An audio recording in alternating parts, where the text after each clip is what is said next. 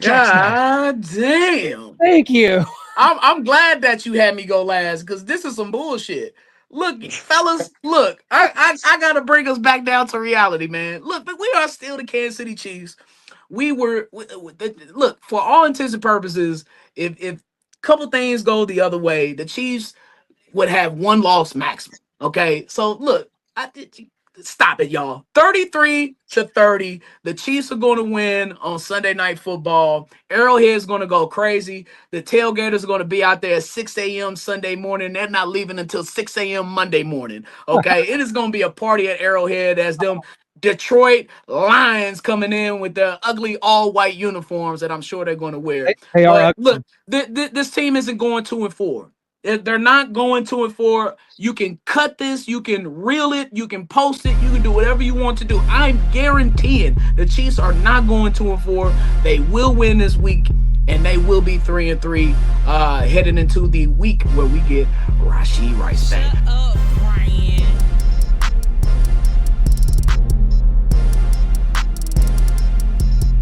Welcome to the pod. Welcome to Brian's World. I am your host, the ambassador of Kansas City. Kansas City's favorite son, Brian B. Shynin. Shut up, And Brian. I'm so blessed and glad that you are here with me checking out the pod this week. Thank you for spending a little time with me. I promise I will not waste it because I realize and I know you literally could have been anywhere else in the world, but you're here with me and I love and appreciate you for that so much. Make sure you tap in and check in with Foolish Club Media and all the Chiefs podcasts we got popping. Anything you want, Chiefs, we got it at Foolish Club Media. Please rate, subscribe, review, share, comment, whatever you want to do. All at Apple Podcasts, Spotify, and on YouTube. And of course, while you're on YouTube and you subscribing to the Foolish Club Media page, you might want to subscribe to the Be Shining page as well. Every single Wednesday, Brian's World drops on this here channel at Be Shining. And you can check out all my hustle and shine in the morning content. You know, I'm repping for the home team today. You know what I'm saying? Shout out to D. Duh. All my hustle and shine in the morning content, my mix, beats, whatever else I got popping off in the world of Brian B. Shining, I got it for you right there at the Be Shining page on YouTube. This week in the pod. I told y'all what was about to happen, man.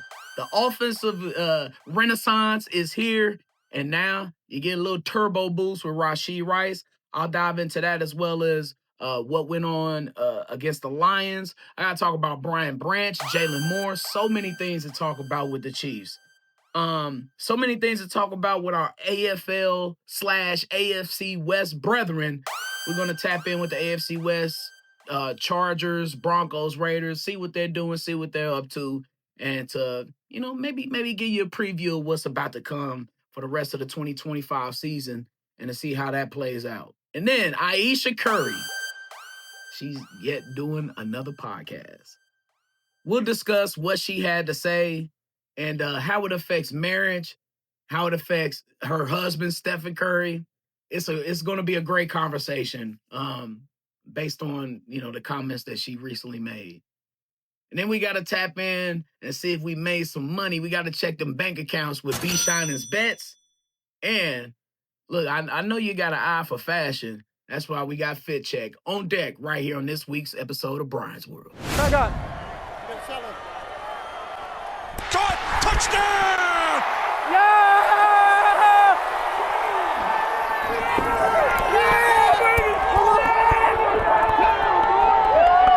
All day, baby.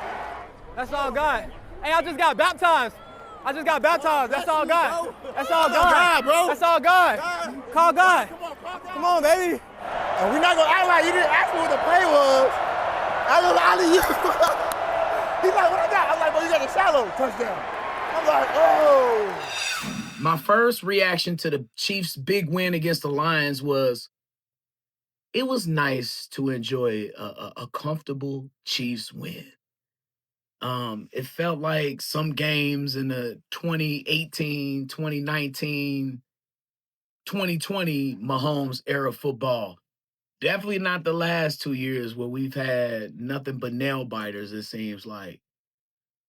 But the Detroit Lions, and look, man, I'm going to get right to it because I talked about the goalpost moving last week.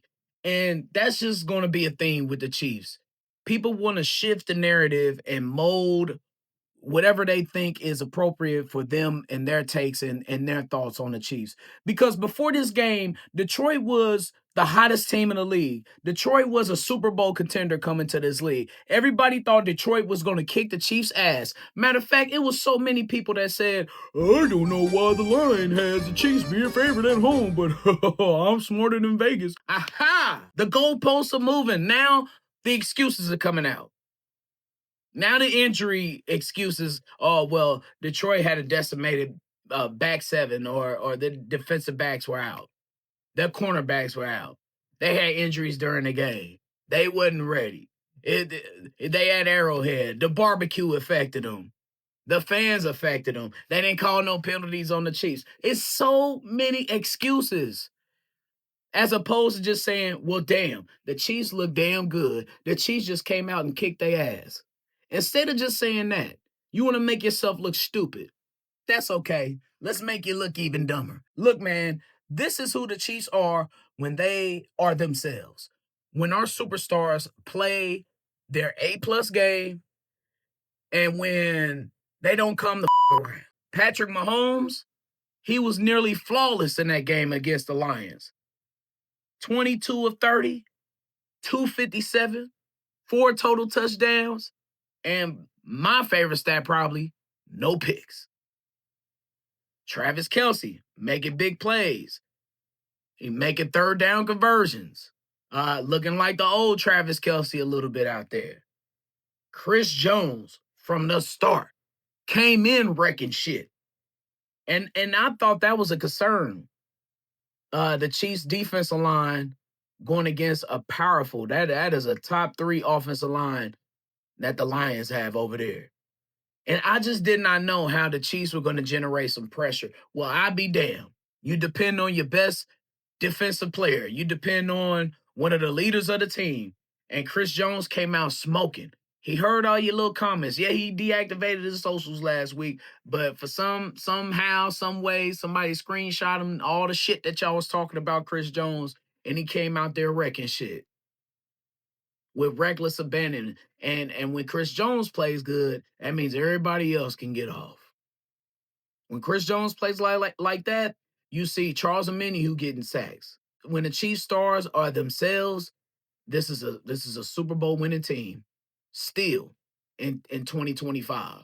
So, 0 penalties, man. That was to me the biggest thing, and that's a nod to Andy Reid. Speaking of, the Chief stars of Mahomes, Kelce, Jones, and Andy Reid is one of those. And 0 penalties is, to me, a direct reflection of great coaching. So that tells me that it was some furniture moving going up at Arrowhead last week at the headquarters. It had to be. Andy Reid had to get in Dave Tope's ass. Pause. Because it was an abysmal performance by the special teams last week. Harrison Bucker aside, we'll get to that a little later on. But when the Chiefs stars play like stars, when they played their actual game, when they don't go out there bullshitting and lollygagging and loafing and taking some players off, this team is unstoppable.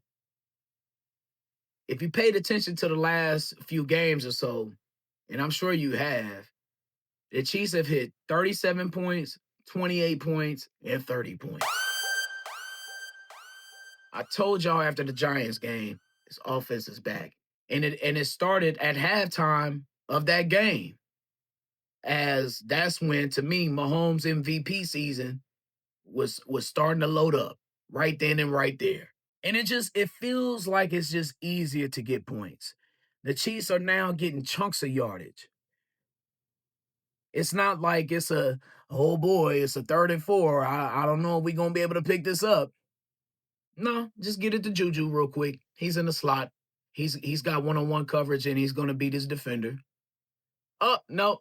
We got Xavier Worthy coming in on a reverse or end around, or, he's going to get a quick little 5 and out something. Oh, no. Kareem Hunt, he gets you a quick little, 2-3 yards.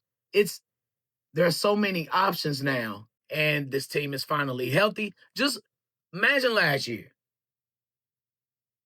You had Justin Watson as maybe your Tyquan Thornton or your Hollywood Brown. Let's see, you had JuJu in there sometimes. You didn't have Hollywood. You had Worthy in there, but this is rookie year. You had I want to say Sky Moore, but he ain't getting no snaps. It's a world of difference. And then let's not get on the offensive line and how that is the biggest difference. The biggest difference in why this offense has better functionality. Mahomes feels comfortable. There's no immediate pressure on him. He doesn't feel like he has to script and scrap and scrape for every single yard. Although some of those run plays when he's running the ball, and I'll get to that too. He's got to chill out with that shit. But the offense just feels much more easier. And it's because of that offensive line. Kingsley Sumatai has stepped his game up so much this year. He's fitting right in at left guard. Another nod to the Chiefs coaching staff. But how about Jalen Moore? And I couldn't wait to talk about this. That game was exactly why I was good with overpaying or paying a swing tackle, Jalen Moore. Did you not see the offense the past couple years? Did you not see how we had to struggle for every single yard, or if there's a third down in a close game and Max Crosby comes and sacks Patrick Mahomes, and now Patrick, you saw this on the franchise or on the Kingdom documentary where Mahomes was so pissed off because Wanye Morris could not block Max Crosby on the same move. That has been a consistent, not only with the Raiders, but with other teams in the league. Have you not seen the offensive line? It makes a world of this is the best offensive line he's had since 22 when Orlando Brown Jr. was playing left tackle over there, and he was still struggling. You look back to Patrick Mahomes' best offensive line, and I want to say probably his first 1 or 2 years you had Mitchell Schwartz over there at right tackle. You had Eric Fisher at left tackle. Trey Smith was not on his team yet. You had Wiley you had Wiley at right tackle getting the job done. So look, man, the offensive line is better than that one. Better. Even with Jawan Taylor and his penalties. Kudos to him, though. He didn't have none on Sunday. And of course, I want to send love and prayers to Josh Simmons because none of us knows what's going on with his family, and we shouldn't know what's going on with his family. But that's why you pay Jalen Moore. That's why and then you set the offense up for 2026. By the way, side note, just imagine what this offense is going to look like next year. I'm still excited about this year, but the 2026 Chiefs offense, bruh, you have Jalen Moore right tackle, Trey Smith, Creed Humphrey, Kingsley, Josh Simmons, Patrick, perhaps another running back, Worthy Rice. Anyway, maybe a new tight end, maybe a new running back for two. Anyway, let's get back on 2025, man, and this offensive line and how impressive they were. That's a ferocious ass a defense that Detroit has. They like to run and gun. They like to be extra physical. They like to be tenacious. And you saw a few pressures from Aiden Hutchinson. Of course, man, he's an all-pro player over there on their defensive end. But for the most part, man, Patrick and the offense was clean. There was a few run lanes here and there, and that's getting better. That running game, you see it coming out of hibernation just a little bit. Pacheco's starting to look like himself. But that offensive line deserves all the credit in the world for why it's bringing back the offense that we knew that we could see, and we knew that its potential was not being met the past couple years. And now you get your side of rice with all other weapons that you have. Now you get Rashee Rice added on to this. Yeah, listen, I know he's been working like crazy. We can't, the rule states that we can't work with him, but I know he's been, as coaches, and, so, but I know he's been working out hard.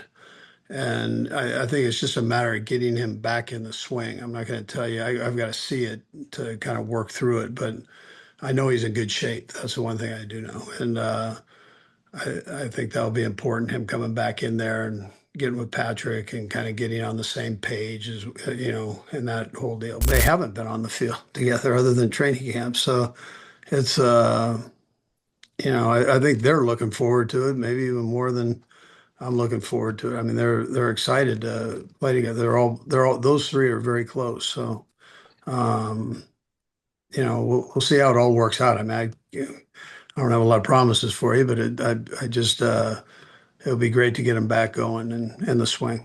And I think people forget the thing about Rashee Rice is that he's the focal point of the offense. It ain't Kelce. It ain't Worthy. It ain't Pacheco. It is Rashee Rice. And that is just going to open up everything for everybody when he's on the field. Imagine you got Rashee Rice working his route, maybe on the underneath. You got Kelce over here doing a 5 and out, doing a Kelce route with him and Mahomes. You got Worthy going deep. You got Tyquan Thornton going deep. You got JuJu in the slot. Of course, not all at the same time, but the different variations on the field that you can play with, it's going to open up everything for everybody. And certainly it's going to open up the run game because teams are not going to be able to play as close to the line of scrimmage now.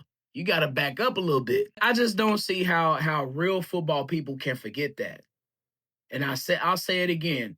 Just imagine the Bengals without Jamar Chase and T. Higgins.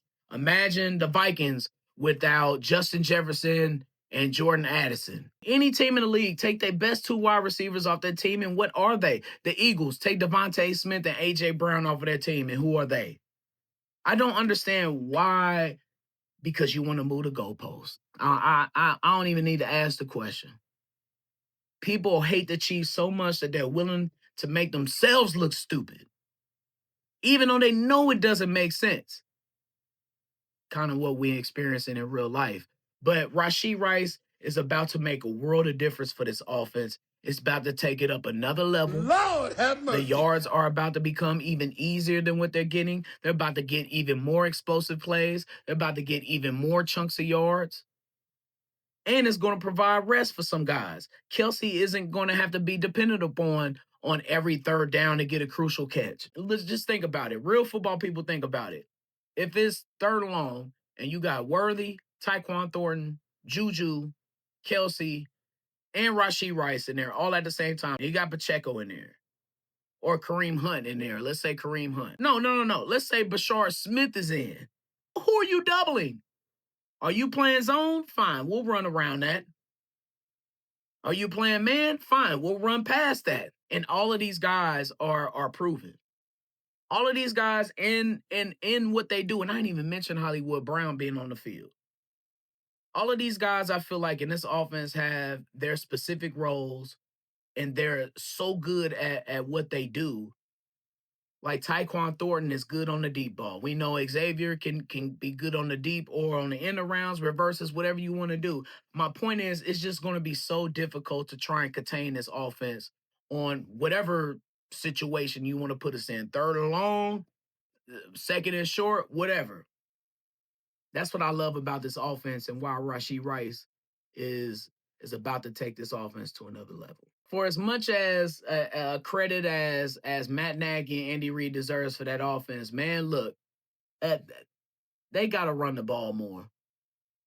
And they've been inching closer towards that. You see Pacheco, see Kareem Hunt, of course, getting the tough, dirty yards. You even see Bashar Smith getting some play here and there. But to me, throwing the ball on 4th down, when you have Kareem Hunt in the backfield on a 4th and 1 or a 4th and 2, to me, with this momentum alone, he's guaranteed to get at least 1.5 yards. And that's when you have to depend on the people who you paid. Creed Humphrey, Trey Smith, to try and get you an extra yard or two there. I'm not a fan of these RPOs and these sprint outs on 4th and 1 and 4th and 2. The Eagles don't do that. 4th and 1, 4th and 2, you know exactly what they're doing. And to me, the other tough, hard-nosed, good playoff teams, they don't do that. I think it's okay to have those every once in a while on those 4th and shorts, but it seems like it's like every other 4th and short, Andy Reid outthinks himself and wants to play action or do something funky or something. Just get a ball to Kareem Hunt, man. That's what we got him for. Punish him. Punish these guys, man. And if I'm Kareem Hunt, there was a 4th down that the Chiefs missed against the Lions, I think, where we passed the ball. And if I'm Kareem Hunt, I'm just looking at Andy Reid like how Marshawn Lynch looked at Pete Carroll after Russell Wilson threw that interception to the Patriots in Super Bowl 49. Because what the man? Get Kareem Hunt the ball on those 4th and shorts. But my biggest concern about the Chiefs is they have to start taking Mahomes out of those predicaments where he is forced to run the ball how he is. He is running the ball way too much. And my thing is, I don't care about him being a leading rusher on the team. That's not necessarily, it's not optimal. I don't want that to happen. Like one of our running backs should be getting the job done in that department, not Mahomes. But to me, it goes along a little bit with the play calling and how in some of these predicaments, you know that the defense is going to be playing coverage, and they're going to back people up. And I feel like that the Matt Nagy and Reed calls plays on those situations where, damn, there's no receivers getting open. So yeah, plan B, plan C is for Patrick to run and go get it. And he was taking way too many shots against the Lions. It was way too many out in the open. I'm running big collision speed shots that Patrick was taking from those guys, man. And he will not sustain not his career, maybe not even the whole season at this rate if he keeps running the ball like that. So the answer to that, though, of course, better play calling and actually run the ball more. The Chiefs will run it on first down. I can't think of how many times where the Chiefs will run it on first down and maybe get a 1 or 2 yard gain or get stopped, and they won't run the ball on first down for the rest of that series. Like, you have to incorporate that and weave that into the offense more. And like Andy Reid likes the element of surprise so much. It's like how many times on 3rd and longs, and I know a lot of people are gonna be like, well, duh, you're not supposed to run the ball on 3rd and long. Well, sometimes it works. A draw could work. A screen isn't a run, but just something to incorporate the running backs more in this offense, man. I feel like the Chiefs could do a better job at that. But poor Noah Gray, Aiden Hutchinson was giving him the business all night long. Pause.